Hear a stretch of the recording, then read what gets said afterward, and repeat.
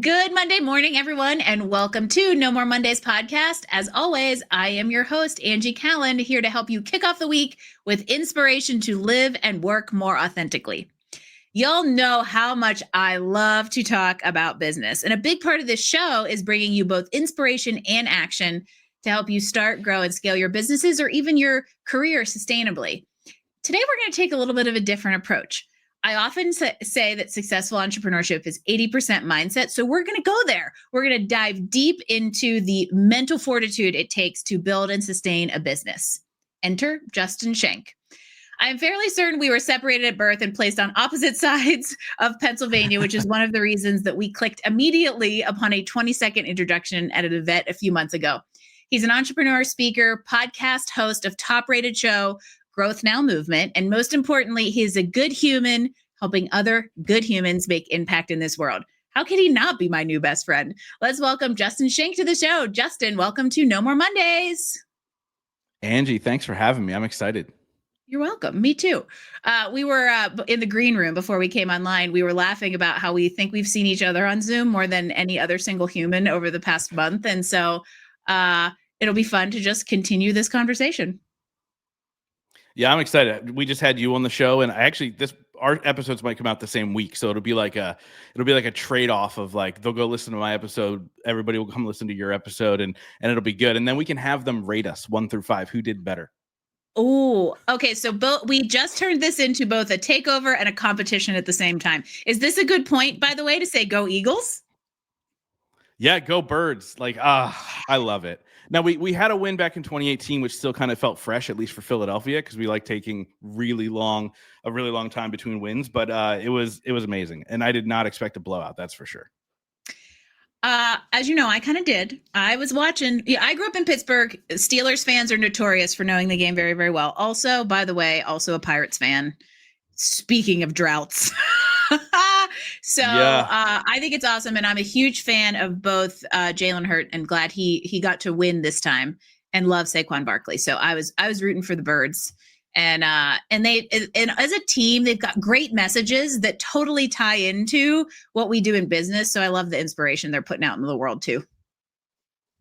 Yeah, it's been a really fun team to watch, and the history record-breaking season for Saquon. Now it's hilarious because we all hated Saquon for how many years because he was a Giant, but now we're all gigantic fans of the man, and he seems to be happier than ever in Philadelphia. Fair weather fans. So now on to entrepreneurship. So as Justin mentioned, I was on his show. So we're going to jump past the whole, we both hit rock bottom and somehow use that to grow a successful business from the depths of despair conversation. If you want to hear it, shameless plug, go listen to my conversation on Growth Now Movement podcast because it's there. So this will just be the continuation.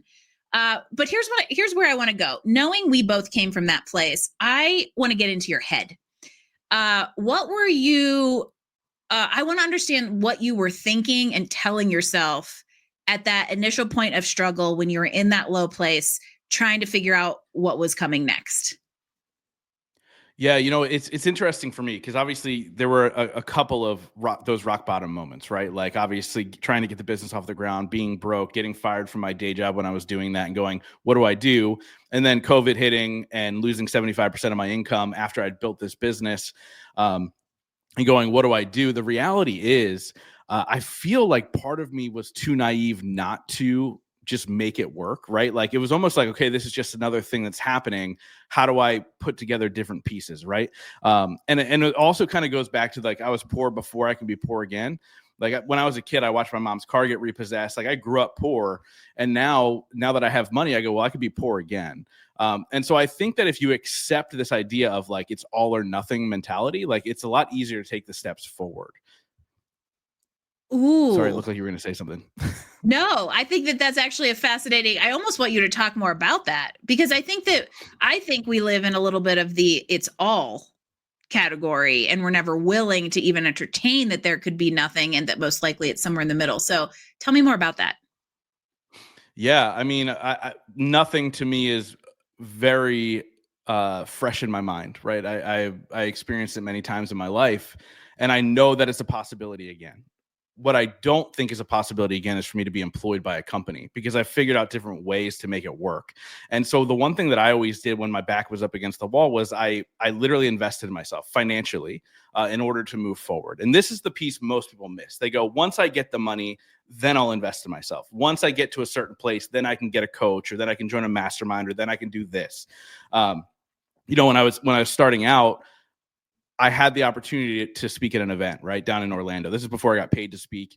And I got fired from my job. And it literally came down to the moment of, okay, do I go speak at this event or do I pay my rent?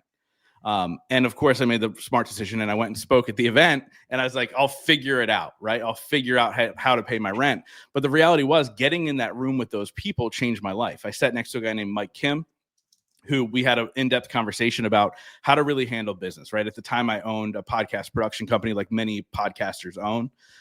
And he was like, dude, you're literally right now, you're racing people to go broke in your business because everybody's undercutting everybody to be the cheapest. You're going to go broke.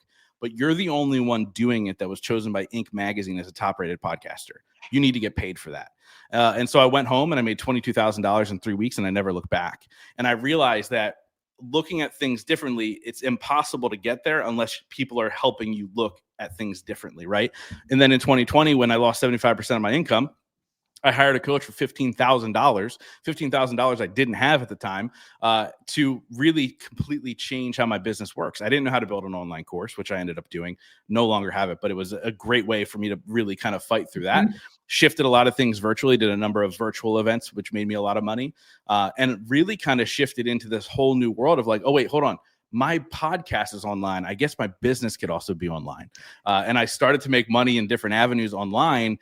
And I realized that, again, if I didn't invest in myself when my back was up against the wall, then I would have nothing. And so might as well invest and move forward faster by having the right people around you. If you want to know the entrepreneurial spirit is alive and well, look at someone who chooses going to an event over eating. Just going to leave that there.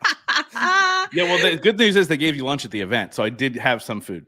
2 birds, 1 stone. That's it. There's a piece in here that I particularly really love, because it's a big component of kind of the way I operate. And also, by the way, I did not bring Justin here as a shameless plug of why you need to hire a coach. However, it does reinforce this idea that I think that in the entrepreneurial space, especially when we're new in business, we tend to go it alone too much, either because we think we have to, or we can't afford not to, or various other slew of reasons. And in your case, that was literally the difference. Yeah, it made a world of difference, right? I think there's a African proverb that says, if you want to go fast, go alone. If you want to go far, go together. I didn't need the overnight massive success, right? So I was like, I want to build this for long term. And so I had to surround myself with the right people. I had to invest in myself. And without those coaches, I don't know where I would be. By the way, I've had coaches in every area of my life, in spirituality and relationships and my health. I've had coaches in all of these different areas at different times. Recently had an author coach, like all these things in order to get better at these things that I'm not good at, because I want to move the ball forward. And, at the end of the day, like, we don't know when this is all going to end. So might as well enjoy that process, even when, your back is up against the wall.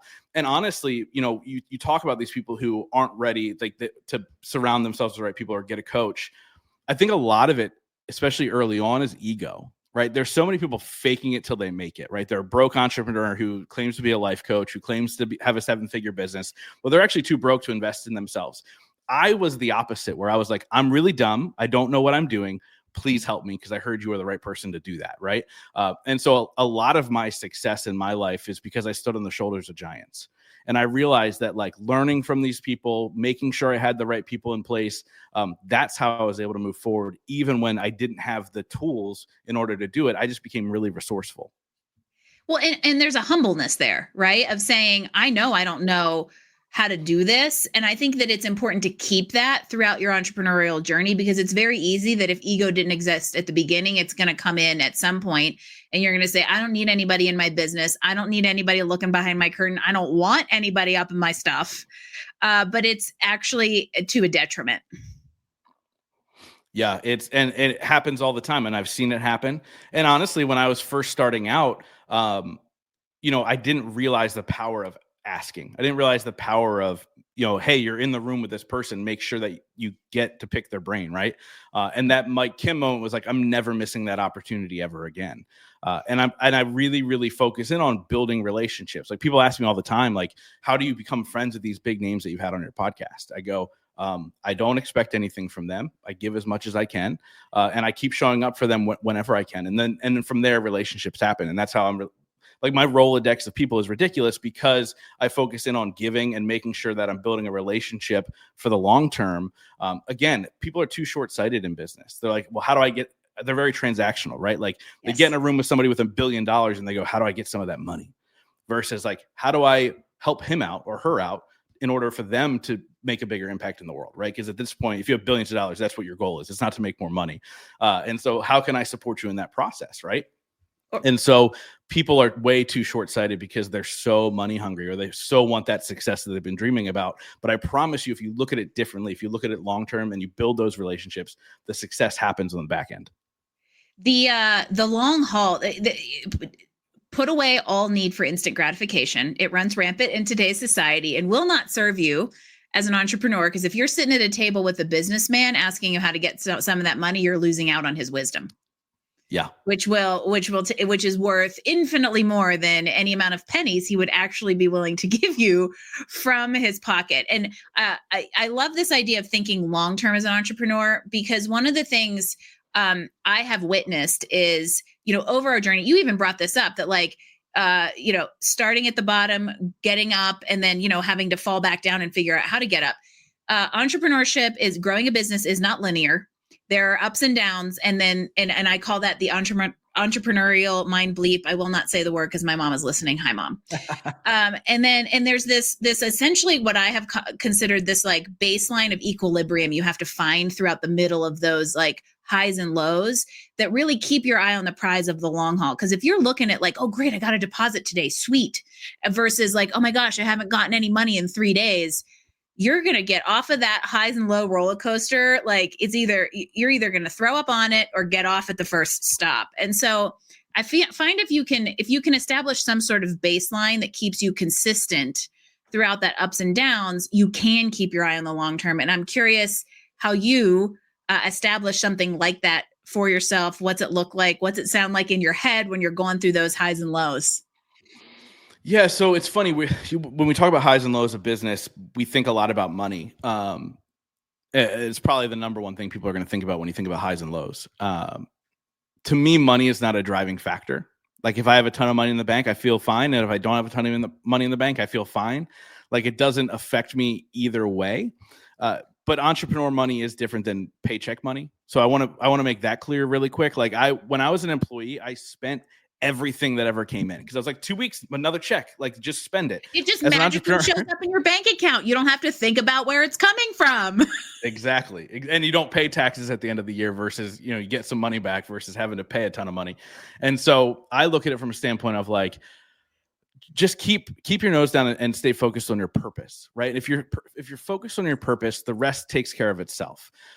It's the idea that, hey, I want to build this new thing, right? I have a live event coming up in April, and it's, hey, how do I get more people in the room? It's not how do I pay for the venue? The venue's already paid for. The response is, well, how can I make a bigger impact? Meaning, how can I get more people in the room? And if you focus on that, the rest will take care of itself. And I think when things don't seem to be going right, people get so worried and get into that negative mindset of like, oh, everything's falling apart. Nobody's going to pay me money. I don't know how I'm going to pay rent. Guess what? You're going to live there if that's what you're thinking, versus like, okay, well, who can I impact today? How can I help somebody today get what they need, right? There's a quote. By the way, I mess up all quotes, but it's something along the lines of like, if you want to make more money, help more people get what they want. Yeah. Right. And that's just the reality, is like, if you're able to continue to stay in that mindset, you will be taken care of. They talk about it in The Secret, right? Like they mentioned, I think there's a story in there that they needed $15,000 or something. Like, they had to pay off a debt of $15,000, and they used The Secret, and all of a sudden $15,000 check came in the mail. Mm-hmm. I remembered when I was in that place where I was doing okay as an entrepreneur, but there were some months that were shaky, meaning like if the month was bad, I was like, maybe I'm going to hold off paying that bill, right? I realized that every time I was like, oh, that bill's $400. All of a sudden, a $400 payment got put into my bank account because I was focused on impact, not focused on how do I make more money? And I think if you stay in that lane, you're going to feel a lot more fulfilled every day, and you're not going to get into that negative mindset, if that makes sense. There is scientific proof about the impact of positive thinking and abundance versus scarcity mindset. And also, as we're just going down the quotes rabbit hole that we're probably both butchering, is that idea that like everything shrinks or expands to fit the container. And I would even say to some extent that applies to this idea of like money out, money in, until you get to the point of like building a bigger wealth. But if you focus on a way to serve others, the money will come. And so I want to understand a little bit more. You brought up purpose and you brought up the why, which I'm so excited you did, because without knowing it, brother from another mother on the other side of Pennsylvania knew I wanted to talk to you about this. So I would love for you, what is your why? How did you find it? And how have you seen it serve you and impact others? Yeah. So I believe my why is that I want people to look at me and essentially say, okay, well, if he can do it, I can too. But from the vein of, it doesn't matter where you come from. What matters are the choices you make today to make a better tomorrow for yourself and the world. Right. So again, that entire vision of making sure that it's bigger than you. Like, you are not the reason you're building what you're building. It's so much bigger than you. Especially in the self-development space, like people who do what I do, like doing events and retreats and all that stuff. Far too often that person has made it about themselves. They've made it about their celebrity. And I think I'm in a really good place not doing that, because gone is the way of the influencer, right? Like, I don't think the influencer thing still exists. And so for me, building about, like, my show is called The Growth Now Movement, because it's about creating a movement of people that can make a difference in their life and the lives around them. And so this purpose came from the idea that, 6 months before I launched my show, my mom lost a 20-year battle to opioids, and really began a rock bottom moment for me that lasted quite some time. I actually ended up going on a 3-month bender where I was blackout drunk 6 nights a week. And I remember I got a call from my coach, and she goes, "What are you doing tonight?" And I said, I'm going out with some buddies. And she goes, "No, you're not. You're going to sit and you're going to feel this." It was the worst night of my life. And I did this whole exercise where I wrote a letter to my mom and set it on fire, releasing a lot of emotions and allowing myself to feel all of these emotions for the first time since her passing. And when I woke up the next day, I had a number of realizations. First of all, there was a weight off my shoulder because I allowed myself to feel feelings. But the first realization was, my mom didn't die because she was an addict. My mom died because she didn't love herself. And the second piece was, I didn't love myself either. And part of loving myself was making sure I was taking care of myself, making sure that I was filling my cup first, making sure that I was doing the things to better myself so I can then impact others. And that's really where this purpose came from. It doesn't matter where you were. It doesn't matter even where you are today. What matters are the choices you make today to create a better tomorrow for yourself and the people around you. That first piece is yourself. And I say all the time, like, what's in your cup is for you, what overflows is for everybody, and fill the shit out of your cup. Like, you deserve to have great things.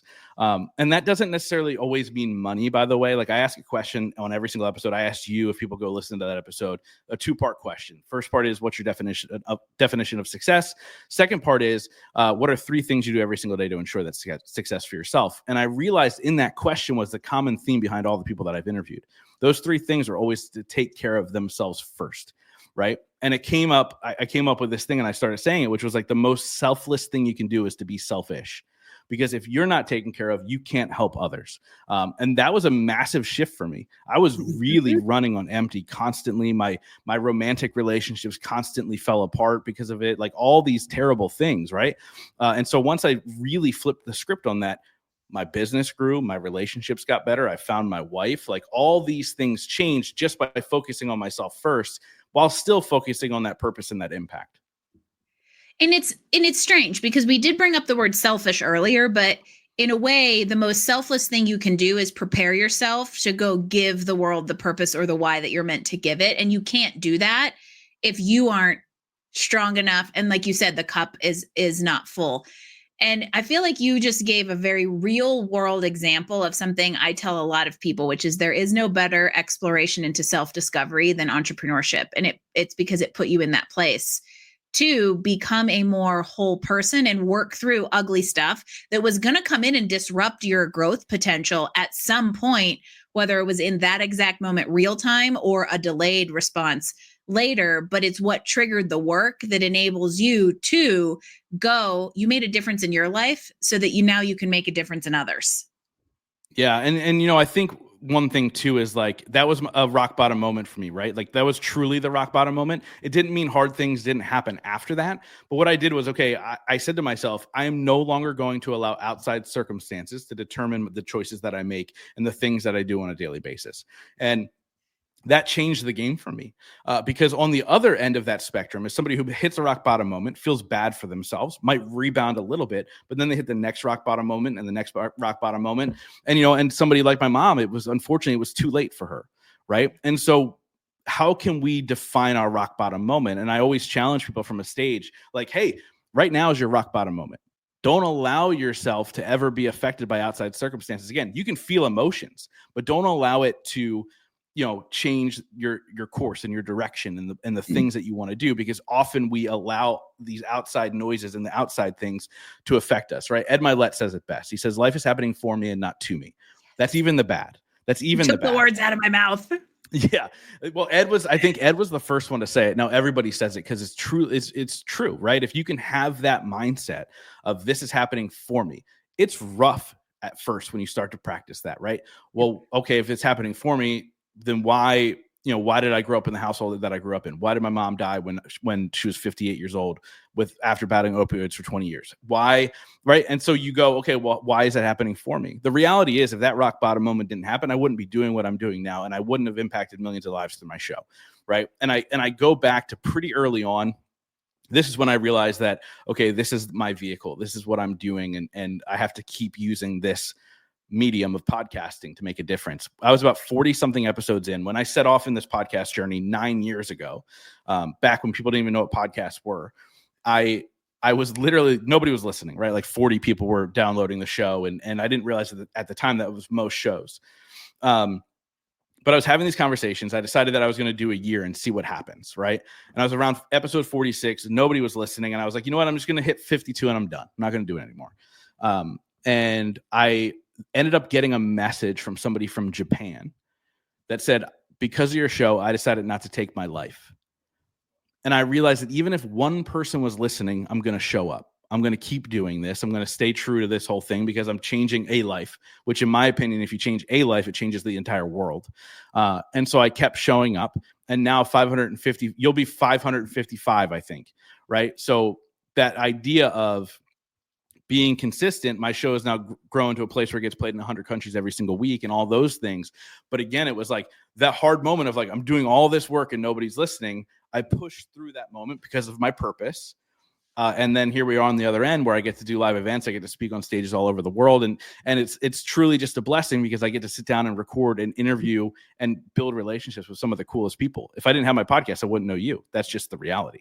Which is one of my favorite things about podcasting is the community that I've been able to build. But I want to go back because there's some very insightful and important components to everything that you just mentioned. And I've started picking up on this while you and I would love to go help every entrepreneur out there not have to rise from ashes.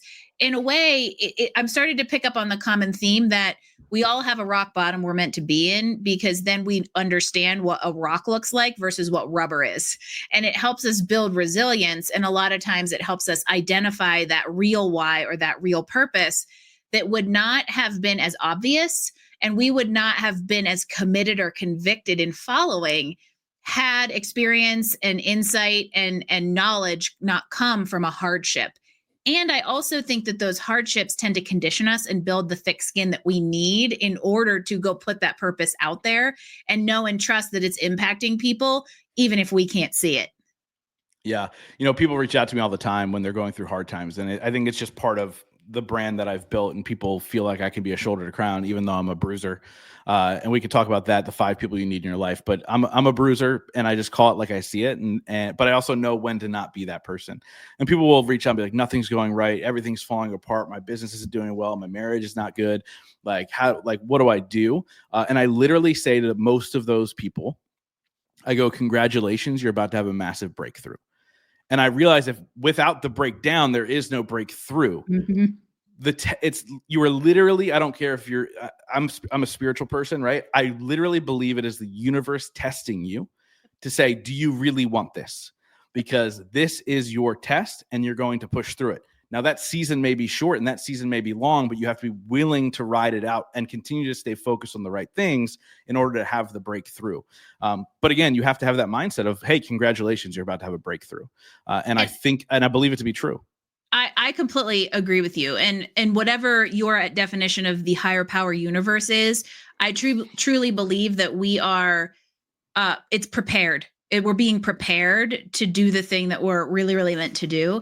And it's interesting because, I'm a former engineer who loves people, which is the kickoff to my conversation with Justin, when he literally just goes, for an engineer, how do you have a personality? Which is, okay, go tune into the other episode to hear the answer to that. But for somebody who's very analytical, I also am very like intuitive and kind of like heart-centered. And you have a very similar aspect to that, because in some respects, a lot of what we're talking about is kind of like woo-woo. Oh, like know your why, know your purpose, go through rock bottom, build yourself back up, become the phoenix, and be prepared.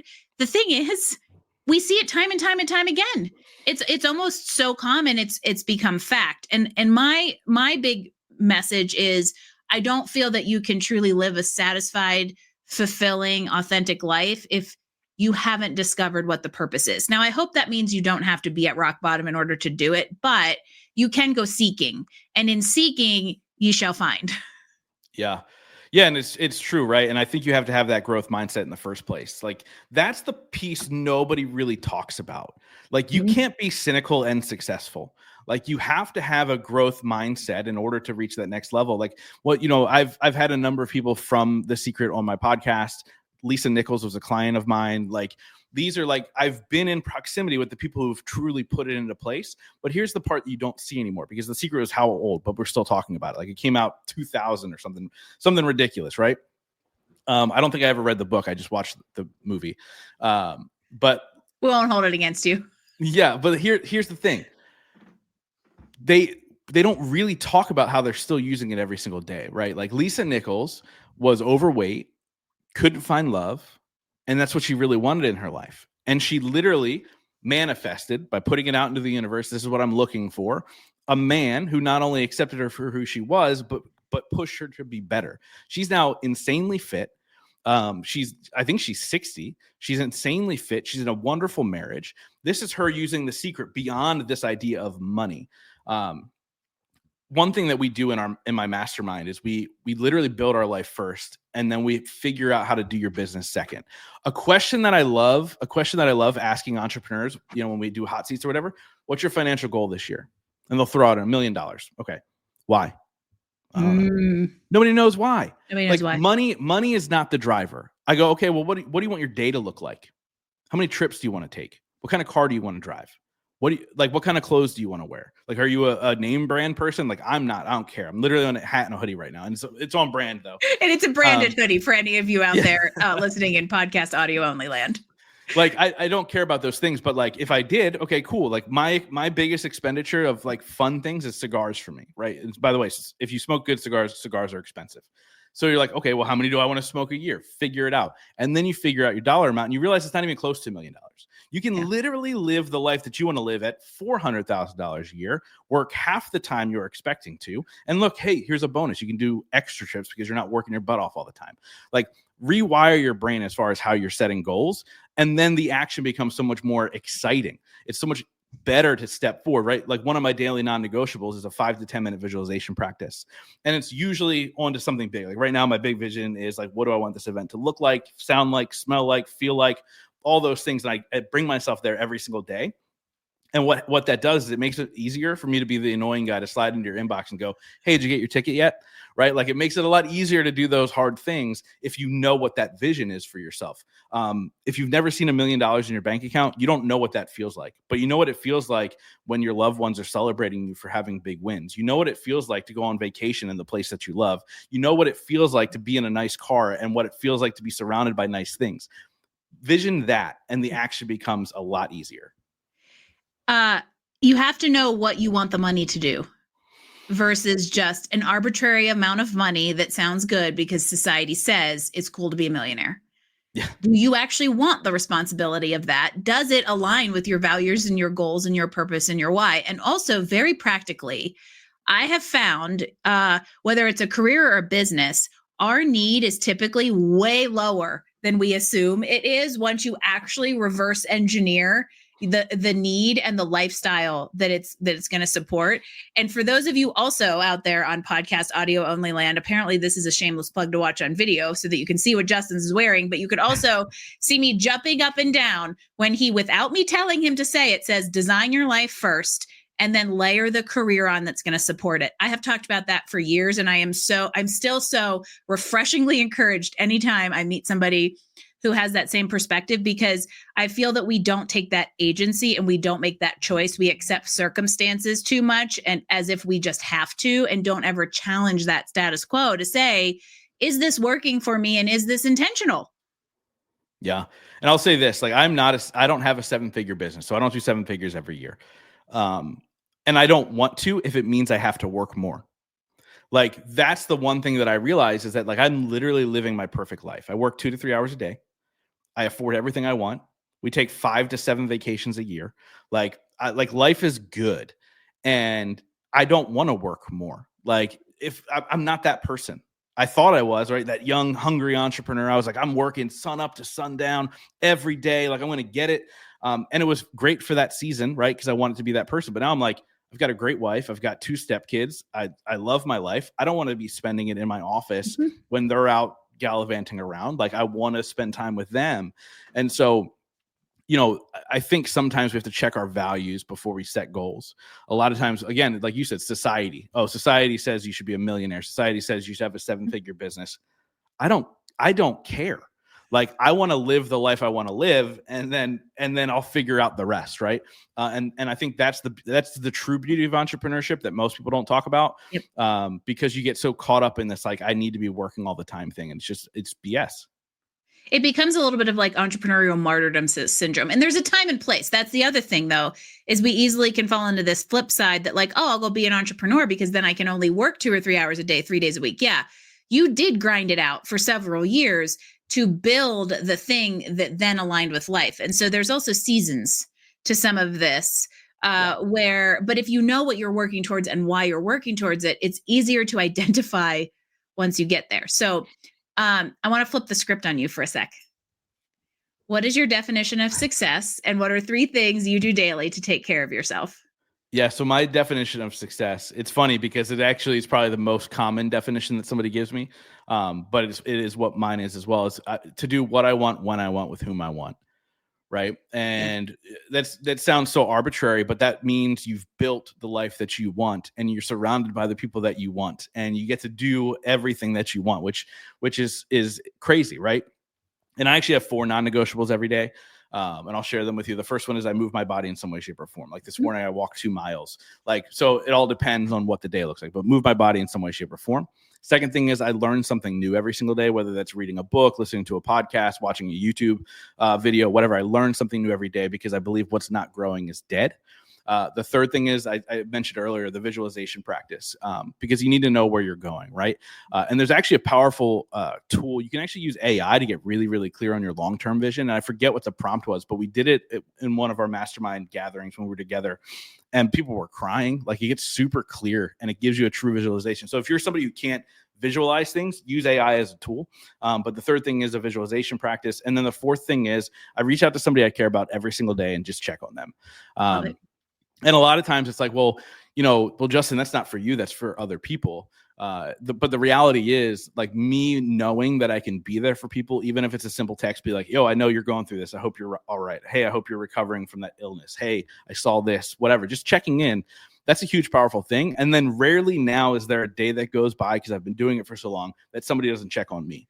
And it's become this really cool thing. And every time I tell somebody that, they're like, oh, I'm going to use that. I'm going to start doing that. I don't know how long they do it for, but it's become a great practice in my life that's truly made a difference.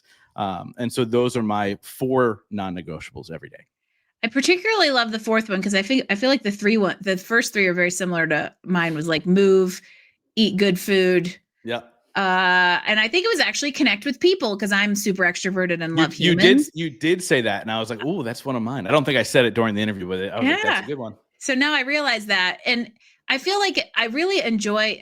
I believe we're at a shift in society for many reasons of which I will not opine. However, I believe that because of different factors at play, combined with the time in which we are more disconnected than ever with the illusion of connectedness, real authentic relationships and purpose is going to be a secret weapon. Yeah. Yeah. It's true. And it, like with AI and all this nonsense, like I had somebody on the podcast. It's not out yet. I just interviewed her yesterday. But she helps people get on stages and speak. And she's like, speaking on live stages is going to be the game changer for entrepreneurs and business owners because of AI and everything being created in a click of a button these days, content creation is so overdone now. And so how do we make it more human? Well, it's in person, speaking on stages, attending events, like all these things that are going to make a difference for businesses and business owners. And I was like, that's such a fascinating way to look at it. And like, I use AI to write my emails, and except for the ones I wrote yesterday, because they were like 7 words long, but like I can literally go to ChatGPT because I have so much information out on the internet, so much content. I just go write it in Justin Shank's voice, and it sounds exactly like me. I'm like, this is an email that I would write, except I'd have to think. So this works really, really well. But when you talk to somebody on a podcast, or you're creating this long form content, or you're speaking on a stage in person, like that's the thing that's going to set you apart. And by the way, to speak to people who are overwhelmed by what's happening in the world. And by the way, we've been in overwhelm in some way, shape, or form for the last 5 years. Yeah. It's been since COVID, and you've been inundated. I will tell you this right now: turn off your TV. Yes. Stop scrolling. Go outside in the sun. Put your feet in the grass. Whatever you got to do, and realize that it's overhyped. Like the world that you need to control is right in front of you. Worry about your house. Worry about your family. Don't worry about all the noise, because I've been there. I've done the doom scroll. Mm-hmm. It was awful. And I was like, I need to get myself out of this. And once I got myself out of this, I slept better. I had a lot less stress. Yep. I felt really good. And check on the ones you care about and make sure they're taken care of too. And if you do that, your life is going to be so much better. Turn off the damn phone. Yep. Control what you can control is my mantra, and what I'm really encouraging others to do right now. And it's funny because years ago I read the book Eat That Frog, which is a great productivity book. And literally in that book, Brian Tracy says, do not consume news because it is a kind of a waste of time. And so I had just been in a habit of consuming very, very little in that regard, but it's easy to fall back into doom scroll when everything becomes hyper realistic. And so I completely agree with that. Is disconnect and reconnect. And speaking of live events, you queued up yourself the perfect opportunity to talk about a little thing happening outside of Philadelphia in just a few weeks. Yeah. So I'll say this. I always like to tell the backstory of where Growth Now Summit Live came from. I realized, like, I started to build success with the podcast. I got all this notoriety, and I started interviewing some of the greatest minds in business and life. You're talking people, Ed Milet, Gabby Bernstein, Fabio Viviani, keep going down the list. Bert Kreischer, the comedian. I got to sit down with these people and have conversations and learn from them and build relationship. And I was fortunate enough that I was on this list of top 8 podcasts by Inc. magazine that got me this opportunity, that got me this audience. There aren't many people that get that opportunity in life. And I was like, well, how do I bring what I get to do every single day to other people? And so Growth Now Summit Live was born in the idea of, yes, they're incredible speakers, but there's no red velvet rope. You are literally just in the room with them. They are you, you are them. Like, it is exactly what it is. And it's become an amazing thing to see all of this connection. And what I realized this time around is that so many people that have been on my podcast and have previously keynoted my events, they're coming to the event. They bought tickets and they're coming to the event. Like, this room is literally going to be the most stacked room of thought leaders, driven people who are motivated to not only grow themselves, but help other people grow. Right. And that's the power of events. It's not, look, you're going to remember 10% of what's said on stage. We're going to make sure we entertain the shit out of you. You're going to have a great time. You're going to learn things, but you're going to retain about 10%. But what's going to be lasting is the relationships that are built, the businesses that are built off the back end. There are people that met at my event in 2019 who are still friends. There are people that met at my event in 2019 who have businesses together, because it's all about showing up, shaking hands, making relationships happen. So I encourage people, actually, as of the recording of this, there's only 10 VIP tickets left. But if you can, get a VIP ticket because you get to mingle with the speakers and everybody the night before the actual event. And then April 4th is the main event where, keynote speakers, a sit-down conversation, some panels throughout the day, subject matter experts, and a ton of fun along the way in Westchester, Pennsylvania. So if people are interested, they can go to growthnowsummit.com. And here's what I say all the time. Like, come check out the event. Come hang out with us. Come give us a hug because Angie's going to be there. And come hang out with us and go on this journey with us. People ask me all the time, how do I get on your podcast? How do I get on your stages? I go, show up and come on the journey with me and it'll happen. I guarantee it. Like, that's all you have to do. So hopefully they come hang out. So for all of my Pittsburgh friends listening to this, head on over to the Turnpike on April 4th and come see us in person because you're going to want to be in the room where it happens is essentially what's going on here. I'm super stoked. Yeah. And by the way, I know it's a dreadful drive down the Turnpike. I know it is. It's the most boring 4-hour drive of your life, but it'll be worth it. And shout out, I've said this to you one of the first times we talked. Shout out to Pittsburgh, one of the most underrated cities in the country. I absolutely adore Pittsburgh. I love it. The people are so kind, right? They always say Philly's the city of brotherly love.